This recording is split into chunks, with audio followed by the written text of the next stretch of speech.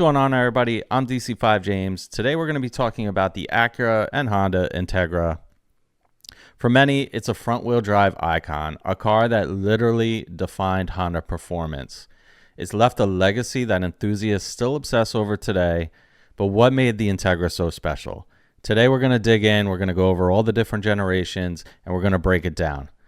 The United States Grand Prix. It's as close as most of us ever get to a Formula One machine. Until now. The Acura Integra. It's Formula One technology and it's street legal. The Integra. Precision-crafted performance from Acura. Now, the first gen debuted in Japan in February 1985 as the Honda Integra, before arriving in North America as part of the new luxury lineup for Acura. It launched alongside the Acura Legend in 1986 and was produced until 1989. This generation featured the iconic pop-up headlights, as well as four-wheel disc brakes and a 7,000 RPM dual overhead cam, which was a first for any road car for Honda.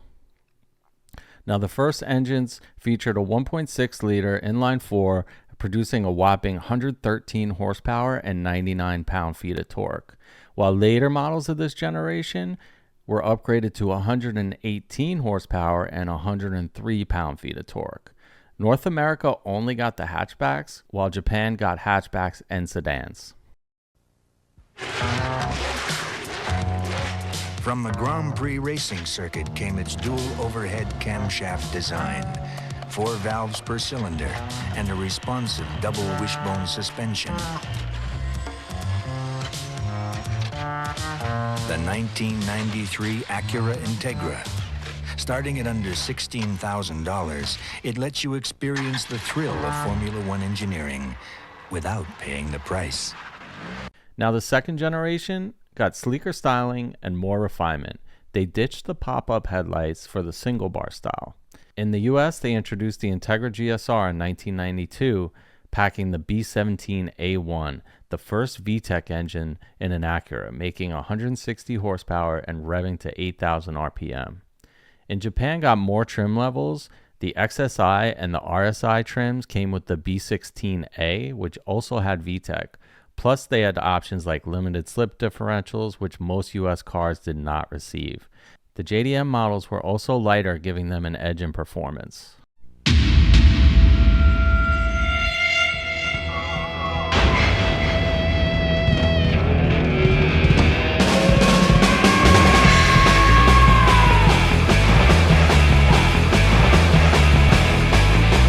Introducing the new Acura Integra. Not since Hot Wheels has a car been this fun. Track sold separately. All right, let's move on to the third gen. And this is where the Integra really developed its cult-like following and cemented itself as one of the greatest JDM front-wheel drive cars ever created. In 1994, both America and Japan got the Spider Eye front end, which was very controversial at the time in Japan.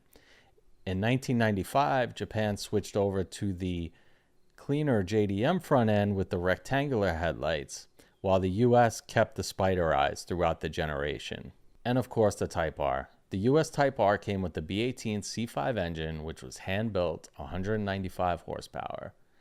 Came with a limited slip differential, lowered suspension, and unique 7-spoke 5-lug 15-inch wheels. The side moldings across the doors and quarter panels normally found on other models were removed for this one, which further improved aerodynamics. It featured a seam-welded chassis, bigger brakes, and Recaro seats. Many options were deleted, including air conditioning, which would become a dealer-installed option, as well as leather seats, tilt-height adjustable driver's seat, visor mirrors, and cruise control. No moonroof was available as well. The model also featured lighter glass and body panels for weight reduction, a strut bar in the lower rear hatch, and strengthened chassis points for rigidity. Now, the JDM Type R came with the B18C engine.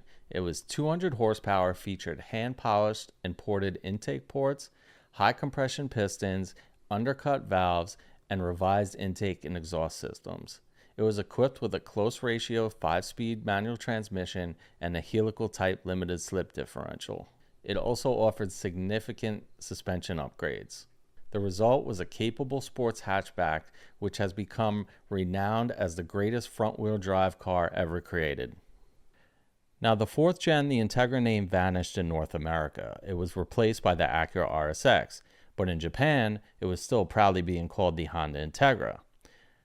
The 2002 to 2004 RSX Type S gave us 200 horsepower with the K28-2 engine, while from 2005 to the last year of 2006, we got the K20Z1 engine with 210 horsepower. Japan got the Integra Type R, which was lighter, stiffer, and had Recaro seats, Brembo brakes, and up to 220 horsepower.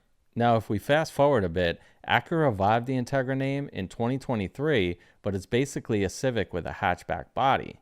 The new Integra Type S is essentially a rebadged Civic Type R with 320 horsepower, flared fenders, and a huge price tag.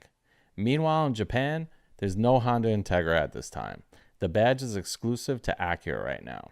So there we have it. From the humble 1986 hatchback to the high-revving JDM Type Rs, the Integra's legacy is untouchable. The new one may be fast, but nothing will ever capture the raw spirit of the B series from the 90s to early 2000s.